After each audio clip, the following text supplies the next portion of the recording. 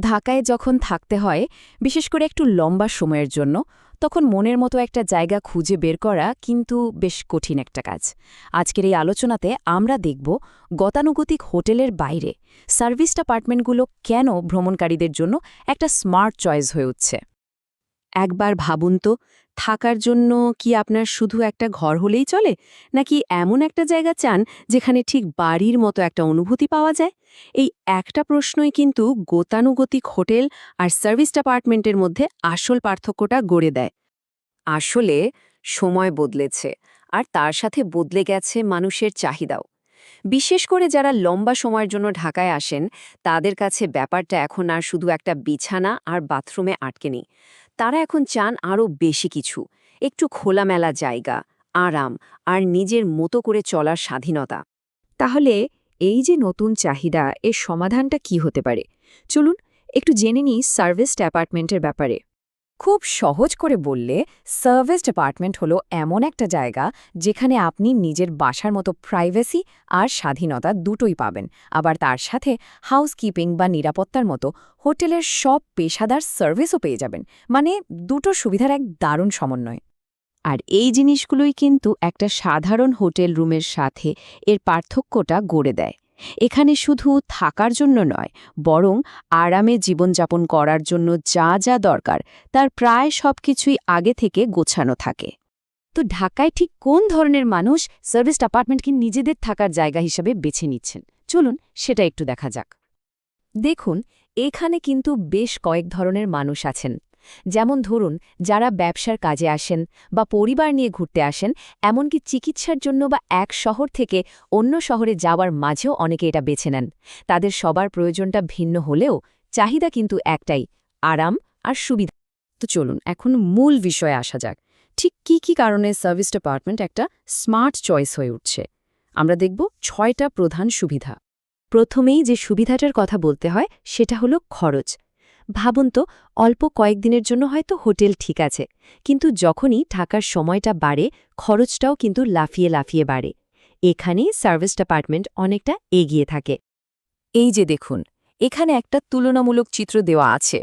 Room ভাড়ার সাথে যখন ওয়াইফাই, অন্যান্য বিল, এমনকি লন্ড্রির খরচও একসাথে প্যাকেজে চলে আসে, তখন মাসের শেষে কিন্তু বেশ বড় একটা টাকা বেঁচে যায়।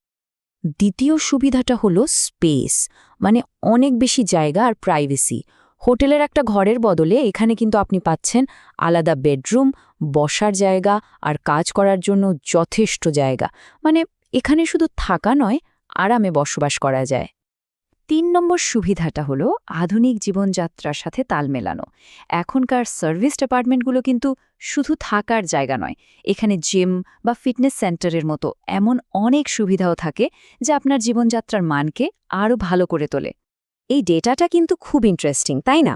দেখুন, 95% গেস্টই হাই স্পিড ওয়াইফাই চান, মানে বোঝাই যাচ্ছে কানেক্টিভিটি এখন কতটা জরুরি। আর তারপরে আছে নিজের মতো করে রান্না করার জন্য একটা পুরো রান্নাঘর আর হাউসকিপিংয়ের সুবিধা। আর ৪ নম্বর সুবিধাটা হলো একদম হালকা হয়ে ভ্রমণ করার সুযোগ। মানে আপনাকে আর পাহাড় সমান লাগেজ নিয়ে ঘুরতে হবে না, কারণ আসবাবপত্র থেকে শুরু করে রান্নাঘরের জিনিসপত্র পর্যন্ত সবকিছুই তো এখানে রেডি করা থাকে। Location, location, location. থাকার জায়গার জন্য এটা কিন্তু সবচেয়ে জরুরি বিষয়গুলোর একটা। সার্ভিসড অ্যাপার্টমেন্টগুলো সাধারণত ঢাকার এমন সব প্রাইম লোকেশনে থাকে, যেমন বসুন্ধরা আবাসিক এলাকা, গুলশান বা উত্তরা, যেখান থেকে যাতায়াত করাটা অনেক সহজ। প্রত্যেকটা এলাকার কিন্তু নিজস্ব কিছু সুবিধা আছে। যেমন ধরুন, গুলশান ব্যবসার কেন্দ্রবিন্দু আর দূতাবাসগুলোর কাছে হওয়ায় কর্পোরেট কেসদের জন্য একদম আদর্শ। আবার উত্তরায় এয়ারপোর্টের কাছে হওয়ায় ভ্রমণকারীদের অনেক সময় বাঁচে। আর ধানমন্ডিতে দেশের সেরা হাসপাতাল বা শিক্ষা প্রতিষ্ঠানগুলো রয়েছে। এবং সবশেষে ৬ নম্বর সুবিধা, যেটা আমার মতে খুবই গুরুত্বপূর্ণ, সেটা হলো ফ্লেক্সিবিলিটি বা নমনীয়তা। বুকিং বা থাকার সময়কালের ক্ষেত্রে এখানে এমন কিছু সুবিধা পাওয়া যায় যা হোটেলগুলোতে প্রায় পাওয়াই যায় না। আচ্ছা, এই যে ফ্লেক্সিবিলিটির কথা বলছি, এটা আসলে কতটা দরকারি? মানে গেস্টরা সাধারণত কতদিন থাকেন? চলুন পরে ডেটাতেই এর উত্তরটা পেয়ে যাবেন। দেখুন, ডেটা বলছে যে অনেকেই যেমন 1 থেকে 4 সপ্তাহের জন্য আসেন, তেমনি একটা বড় অংশ কিন্তু কয়েক মাস পর্যন্তও থাকেন। আর মজার ব্যাপার হলো, থাকার সময় যত বাড়ে, খরচের দিক থেকে এটা তত বেশি সাশ্রয়ী হতে থাকে। মানে বুঝতেই পারছেন, হোটেলের ওই ধরাবাঁধা নিয়মের বাইরে এসে এখানে লম্বা সময়ের জন্য ডিসকাউন্ট পাওয়া যায়, তারিখ বদলানো যায়, এমনকি মাসিক ভিত্তিতেও চুক্তি করার দারুণ সব অপশন থাকে। তো এত সব সুবিধা শোনার পর মনে হতেই পারে যে এই পুরো ব্যাপারটা নিশ্চয়ই খুব জটিল। আসলে কি তাই? চলুন দেখি এটা কিভাবে কাজ করে। প্রসেসটা কিন্তু একদমই সহজ, মাত্র কয়েকটা ধাপ। অনলাইনে বা ফোনে বুকিং করে নিজের পছন্দমতো অ্যাপার্টমেন্ট বেছে নিলেই হলো। এরপর চেক ইনের জন্য সব নির্দেশনা আপনার কাছে চলে আসবে, মানে কোনো ঝুট ঝামেলাই নেই। এই কথাটা আমার খুব ভালো লেগেছে। এটি শুধু থাকার জায়গা নয়, এটি বসবাসের জায়গা।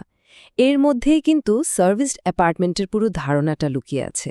এটা শুধু একটা সাময়িক থাকার জায়গা নয়, বরং বাড়ির মতো একটা অনুভূতি দেওয়ার প্রতিশ্রুতি।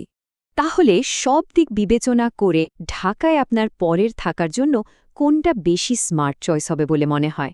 যখন আরাম, সুবিধা আর খরচের কথা আসে, তখন দীর্ঘমেয়াদী থাকার জন্য এই প্রশ্নটা কিন্তু ভাবার মতোই।